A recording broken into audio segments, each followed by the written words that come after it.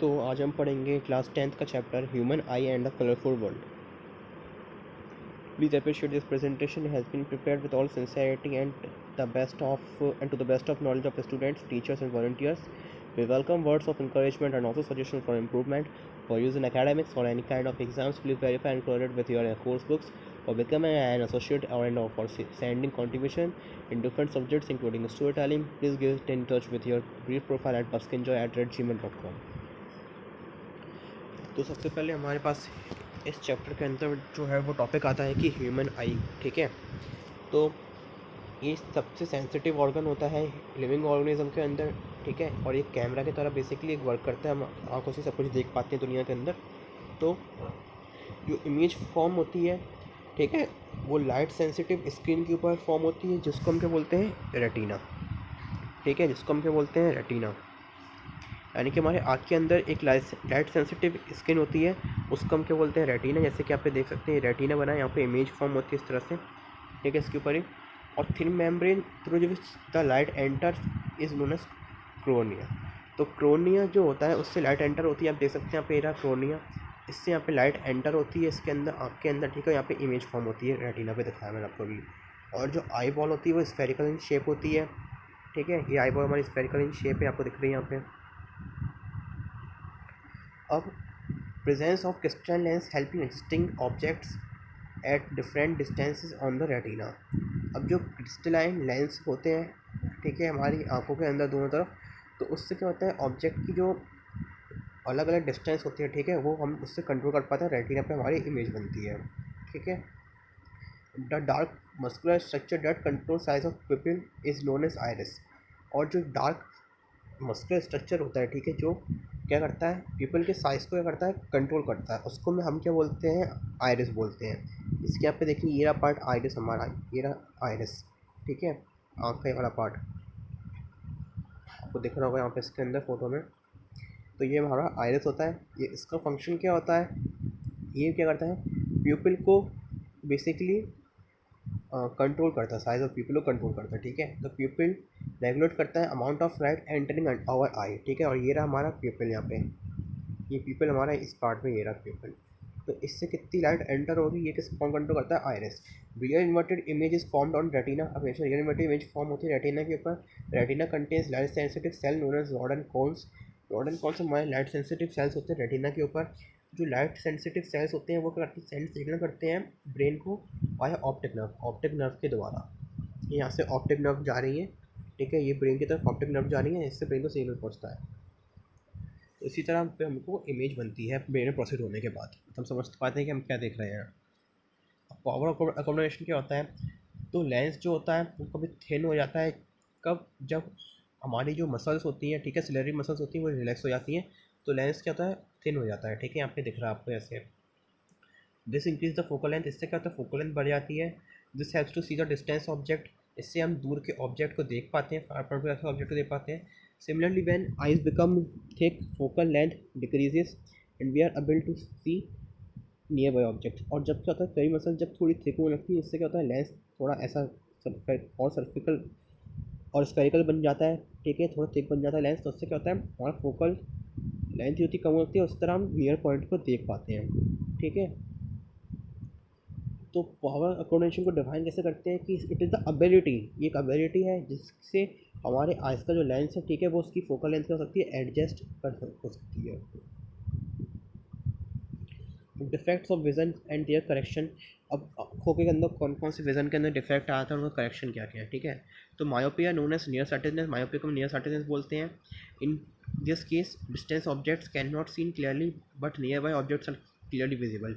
इसमें क्या होता है, दूर के ऑब्जेक्ट को हम नहीं देख पाते, लेकिन आस के ऑब्जेक्ट को हम आसानी से देख पाते हैं। इमेज जो होती है वो रेटिना पे फॉर्म नहीं हो पाती है, जबकि वो कहाँ फॉर्म होती है, वो रेटिना के सामने फॉर्म हो जाती है। ठीक है, उसकी जो इमेज होती है वो रेटिना के क्या करती है, सामने इमेज फॉर्म हो जाती है। ठीक है, तो using concave lens of suitable power can be use to correct this defect. अब अगर यहाँ पे कनकेव लेंस नहीं होता तो क्या हो रहा होता, यहाँ से जो लाइट रे जाती हैं वो जाके इमेज का बनाती है इधर ही, इसके सामने, इसके ऊपर, मतलब इसकी पहले इमेज बन जाती है, यहाँ पे इमेज बना देती है। ठीक है, रेटिना यहाँ पे, ये रहा रेटिना जगह यहाँ पे इमेज बना देती। तो कनकेव लेंस लगाने से क्या हुआ, डाइवर्ज किया उसने इस पॉइंट को, यहाँ पहुँचा दिया रेटिना के ऊपर, तो इस तरह से ये मायोपिया का इफेक्ट सही हो पाया। हाइपरमेट्रोपिया में क्या होता है कि इसको फार साइटिसनेस बोलते हैं। इसमें क्या होता है, पास के रखे ऑब्जेक्ट तो दिखते हैं लेकिन दूर की चीज़ें दिखाई नहीं देती हैं, ठीक है। अब इमेज इसमें क्या होती है, रेटिना के बैंड बनती है और इसमें क्या करते हैं, कन्वेंस लेंस लगा देते हैं एक अप्रोप्रिएट पावर का, जिससे डिफेक्ट सही हो जाता है। वो यहाँ पे दिखाया गया है, ठीक है। कि अगर मेरे पास क्या होता कि ये कन्वेंस लेंस नहीं होता मेरे पास, ठीक है, तो इमेज कहाँ बन रही होती, इमेज मेरी बन रही होती इसके पीछे, यहाँ बन रही होती इमेज, ठीक है। तो मुझे दिखता ही नहीं इमेज, तो हमने क्या किया, सही पावर का लेंस लगा के उसको रेटिना पे बनाया इमेज को। अब प्रेस बायोपिया क्या होता है, it is defined as one of win as the one in which power accommodation decrease with ageing. अब इसमें क्या होता है, पावर अकोमोडेशन जो होती है वो हमारी मतलब कम हो जाती है, यानी कि हम आसानी से फोकल लेंथ को चेंज नहीं कर पाते आँखों की, लेंस की आँखों की। तो इससे हमें क्या होता है, डिफ़िकल्टी होती है नियर विज़न के अंदर, पास की चीज़ों को देखने में हमें समस्या आने लगती है, सिलेरी मसल वीक हो जाती हैं, the flexibility of eye of lens get damaged, flexibility eye की लेंस की थोड़ी कम हो जाती है पहले से, ठीक है। तो इसमें क्या करते हैं, बाई फोकल लेंस का यूज़ लगाते हैं, जिससे डिफेक्ट हो जाता है सही। अब अगला टॉपिक इसमें आता है कि dispersion of white light by glass prism, ठीक है। इसमें क्या होता है कि जब भी लाइट फॉल होती है किसके ऊपर, एक प्रिज्म के ऊपर फॉल होती है, तो ये क्या करती है, इंसिडेंट लाइट एक बैंड ऑफ कलर्स के अंदर टूट जाती है, ठीक है। इसमें कलर पूरे दिख रहे हैं, विबग्योर इनको बोलते हैं, विबग्योर, VIBGOR, ठीक है। तो वी वायलेट इंडिगो ब्लू, इस तरह से रिप्रेजेंट करके विबग्योर इसको बोला जाता है। तो इस तरह से पूरे बैंड ऑफ कलर्स में टूट जाती है लाइट, ठीक है। इसको हम बैंड ऑफ कलर से क्या बोलते हैं, स्पेक्ट्रम बोलते हैं, बैंड ऑफ कलर से बोलते हैं spectrum. So this splitting of incident light into different colour is known as dispersion. और इस पूरी प्रोसेस को हम क्या बोलते हैं, इस पूरी प्रोसेस जो हो रही है यहाँ पर, उसको हमने क्या बोला, डिस्पर्शन बोला। इस पूरे फिनोमेना को हमने क्या बोला, डिस्पर्शन बोला। कि जब लाइट पड़ी प्रिज्म के ऊपर, वो आके 7 बैंड ऑफ कलर्स में टूट गई, इसको हमने क्या बोल दिया, डिस्पर्शन, पूरे फिनोमेना को। टोटल इंटरनल रिफ्लेक्शन क्या होता है, तो जब भी लाइट कोई पास करती है डेंस मीडियम से रेयर मीडियम की तरफ, तो उस केस में क्या होता है, एंगल ऑफ इंसिडेंस जो होता है, और वो एंगल ऑफ क्रिटिकल एंगल से मतलब ज़्यादा हो, ठीक है, क्रिटिकल एंगल से ज़्यादा हो, तो लाइट इस केस में क्या होगी, रिफ्लेक्ट करके दोबारा से क्या करेगी, डेंसर मीडियम के अंदर ही आ जाएगी। इसको हम क्या बोलते हैं, फिनोमेना को टोटल इंटरनल रिफ्लेक्शन। यानी कि क्या हुआ कि मेरे पास एक डेंस मीडियम था, यहाँ पे एक डेंसर मीडियम था, ठीक है, ये मीडियम ज़्यादा डेंस है। तो जब लाइट यहाँ पे गई इस तरह से, ठीक है, और यहाँ पे क्या हुआ मेरे पास कि जो एंगल ऑफ इंसिडेंस था वो एक क्रिटिकल एंगल से ज़्यादा था, यानी कि आई की वैल्यू क्रिटिकल एंगल से ज़्यादा थी। क्रिटिकल एंगल क्या, कैसे डिफाइन करते हैं, क्या होगा, तो critical define as angle of incidence for which angle of reflection is 90 degree. यानी कि क्या हो रहा होगा कि इसके लिए क्या होगा, एंगल ऑफ रिफ्लेक्शन जो होगा वो 90 डिग्री होता है। यानी कि हो क्या रहा होगा, अगर ये पहले की लाइट के लिए अगर मैं इसको ऐसा कर दूंगा, ठीक है, जितना मैं इसको चेंज करता जाऊँगा उसके अकॉर्डिंग क्या होता है, ये बढ़ता जाता है एंगल ऑफ रिफ्लेक्शन। तो धीरे धीरे बढ़ते बढ़ते बढ़ते बढ़ते मतलब क्या होगा, जैसे अगर मैं इतना एंगल ऑफ इंसिडेंस था तो एंगल ऑफ रिफ्लेक्शन ये था, अब एंगल ऑफ इंसिडेंस मैंने थोड़ा बढ़ा दिया, इतना कर दिया, तो एंगल ऑफ रिफ्लेक्शन थोड़ा और बढ़ गया, ठीक है, इतना हो गया। और जब एंगल ऑफ रिफ्लेक्शन को बिल्कुल इतना कर दिया मैंने इंसिडेंस का एंगल को, एंगल ऑफ रिफ्लेक्शन जब 90 डिग्री हो गया पूरा, उस केस में क्या होगा, एक क्रिटिकल एंगल क्रॉस कर जाएगा एंगल ऑफ इंसिडेंस। तो तब क्या होगा मेरे पास, ये दोबारा से इसी मीडियम के अंदर जो लाइट होगी वो दोबारा मूव कर जाएगी, ठीक है। कंडीशन क्या होंगी इसकी, टोटल इंटरनल रिफ्लेक्शन प्रोसीजर की, तो लाइट को पास करना पड़ेगा डेंसर से रेयर मीडियम के अंदर। एंगल ऑफ इंसिडेंस जो होना चाहिए वो बड़ा होना चाहिए किससे, क्रिटिकल एंगल से, ठीक है, ये भी हमने समझ लिया। अब एटमॉस्फेरिक रिफ्रैक्शन क्या होता है, ट्विंकलिंग ऑफ स्टार्स, ठीक है, advance sunlight and delayed sunlight, ये सब जो होते हैं एटमॉस्फेरिक रिफ्रैक्शन की वजह से ही बेसिकली होते हैं। तो हम समझते हैं कि ऐसा क्या होता है, तो जब स्टार से जो लाइट निकलती है एटमॉस्फेयर के अंदर पड़ती है, ठीक है, तो वो क्या करती है, बेसिकली होता कैसे वो रिफ्लेक्शन होते होते होते होते हमारी आंखों तक पहुंचती है। तो इससे क्या होता है, रिफ्रैक्टिव इंडेक्स जो होता है वो क्या चेंज हो रहा होता है लगातार, ठीक है। तो लाइट जो बैंड होती है वो नॉर्मल से थोड़ी बैंड हो जाती है, ठीक है। और अपरेंट पोजीशन जो होती है स्टार्स की वो हमें स्लाइटली डिफरेंट दिखती है उनकी एक्चुअल पोजीशन से। क्यों दिखते हैं? क्योंकि एटमॉस्फेयर रिफ्लेक्शन हो रहा होता है। Since the physical condition of earth atmosphere are not stationary, physical condition earth की एटमॉस्फेयर की स्टेशनरी नहीं है, वो लगातार एटमॉस्फेयर कंडीशन लाइक चेंज होती रहती है, एटमॉस्फेयर के पढ़ते हैं। उससे क्या हो रहा है, अपरेंट पोजीशन स्टार्स की हमेशा लगातार चेंज होती रहती है।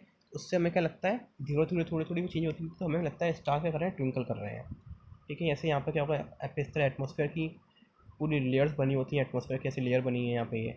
तो धीरे धीरे जब हर जगह हर एक लेयर के ऊपर रिफ्लेक्शन हो रहा होगा, तो इस तरह से क्या होगा, हर एक लेयर पे जब रिफ्लेक्शन होगा तो इस वजह से हमें लगेगा पोजीशन उसकी चेंज हो रही है स्टार की। Advance sunlight and delayed sunset क्या होता है, तो सन जो होता है वो विजिबल 2 मिनट पहले होता है एक्चुअल सनराइज के, और सनसेट के 2 मिनट पहले वो क्या करता है, हमें जैसे कि 2 मिनट पहले तो क्या हो गया कि हम उसको विजिबल तरह देख पाएंगे, ठीक है। और सनसेट के 2 मिनट बाद तक भी हमें वो मतलब दिखता रहता है, ठीक है। सनसेट हो जाने के 2 मिनट बाद तक भी हमें दिखता रहेगा।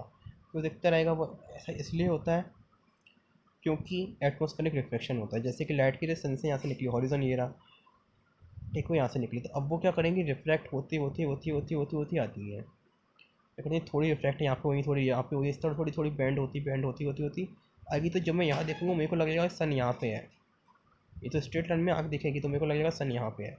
इस वजह से ऐसा होता है कि 2 मिनट बाद सन डूबा हुआ दिखता है, और 2 मिनट पहले होना वो दिखने लगता है सन हमें।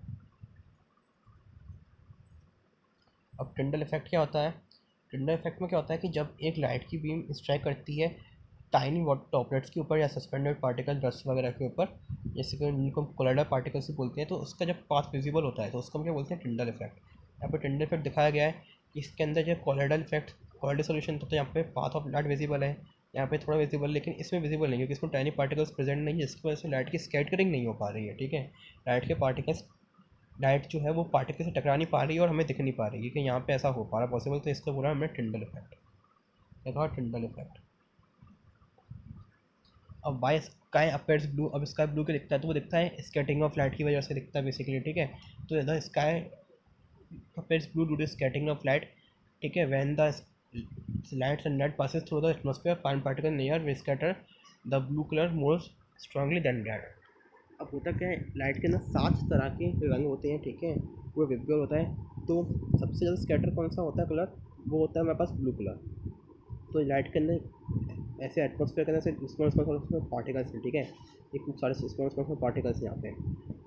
तो जब हुआ क्या, जब लाइट की रे आई, ठीक है, लाइट की रे पड़ी इसके ऊपर आके, तो वो क्या हुई, वो स्कैटर होती है, ठीक है। लाइट की रे टकराती है, इससे जो ब्लू कलर का कंपोनेंट होता है, ब्लू कलर कंपोनेंट होता है, जो ब्लू कलर कंपोनेंट होता है वही सब हमें नीचे स्कैटर होकर हमें दिखता है पूरे में, ठीक है। और बाकी जो कंपोनेंट होते हैं वो पास आउट हो जाते हैं, ये बाकी का कंपोनेंट पास आउट हो जाते हैं, सिर्फ ब्लू कलर कंपोनेंट हमें दिखता है, इसलिए हमें लगता है स्काई ही ब्लू कलर का बना हुआ है। अगला पॉइंट पे हम आते हैं इसके अंदर, तो कि sky appears red in colour during sunset और सनराइज। ऐसा क्यों होता है, तो ड्यूरिंग सनसेट और sunrise light from sun near the horizon passes through thicker layer of air and larger distance in earth atmosphere before reaching our eyes। अब क्या होता है कि जब सनसेट हो रहा होता है या सनराइज़ हो रहा होता है, ठीक है, तो लाइट को जो करना पड़ता है, सन से जो लाइट निकल रही है उसको ज़्यादा डिस्टेंस, द लार्जर डिस्टेंस होता है, कोई लार्जर डिस्टेंस है एज़ कम्पेयर टू जब सन हमारे बिल्कुल ऊपर होता है, ठीक है, मिड डे के अंदर, तो उसको ज़्यादा लेयर ऑफ एटमॉस्फेयर की मतलब पास होकर आनी पड़ती है, ठीक है, इस तरह से। तो इससे क्या होता है, light from the sun overhead would travel relatively shorter distance resulting in white appearance of sun। इससे क्या होगा, जब सन हमारे ऊपर है तो हमें क्या करना पड़ेगा, सारे क्लास इसलिए दिख रहे होंगे क्योंकि कम लेयर से एटमॉस्फेयर की तो लाइट हमारे पास डायरेक्टली आ रही है, ठीक है, वो स्कैटर नहीं हो पा रही ज़्यादा। लेकिन जब दूर है तब क्या होगा, वो स्कैटर हो पा रही होगी लाइट, ठीक है। Near the horizon most of the blue light and the shorter wavelength are scattered away by particles, therefore the light that reaches our eyes is of longer wavelength and hence the reddish appearance, ठीक है। अब होता क्या है कि यहाँ पे तो सारे जो रेड कलर ही बचेगा, ठीक है। क्यों रेड कलर ही मेरे पास यहाँ पे आ पाएगा, क्यों आ पाएगा, क्योंकि जो ब्लू कलर जो होगा यहाँ पे, ठीक है, जो ब्लू कलर होगा वो पूरे यहाँ पे पहले से स्कैटर हो जाएगा इस तरह से। ब्लू कलर पहले ही यहाँ पे एटमॉस्फेयर की आउटर लेयर पे स्कैटर हो जाता है, ठीक है। लेकिन जब मैं यहाँ से देख रहा हूँ तो बचा गया सिर्फ रेड कलर ही मेरे को आता हुआ दिखेगा अपनी आंखों की तरफ, तो मुझे रेड कलर आता दिखेगा अपनी आंखों की तरफ, इसलिए मुझे स्काई का लगेगा रेड कलर का है, या फिर सन के मुझे रेड अपेयर होगा, रेड सन, ठीक है, और उसके आसपास का स्काई मुझे रेड कलर का नज़र आएगा।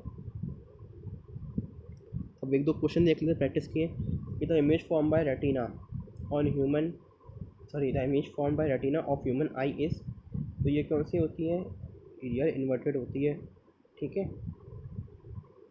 इसका आंसर क्या होगा, रियल इन्वर्टेड होती है। लेकिन होता क्या है, हमारा ब्रेन उसको इंटरप्रेट करके हमें वर्चुअल एग्जैक्ट सॉरी हमें एक एग्जैक्ट इमेज ही दिखाता है, लेकिन होती इमेज रियल इन्वर्टेड है एक्चुअली, आंखों की जो रेटिना में फॉर्म होती है। अब change in focal length of human eye is caused due to ciliary muscles. अब least distance of distinct vision for young adult with normal vision is, तो वो कितना होता है लीस्ट डिस्टेंस, यानी सबसे कम दूरी पर, जिस पर नॉर्मल विजन में आप आराम से देख सकते हैं, तो वो कितना होता है, वो होता है 25 सेंटीमीटर, ठीक है। The persistence of vision for human I is 1/16 second, ये आपको याद रखने पड़ेंगे फैक्ट है, ठीक है। अब the light sensitive cell present on retina and sensitive to intensity of light is both rod and cones, ये भी पढ़ा था, ठीक है। Thank you.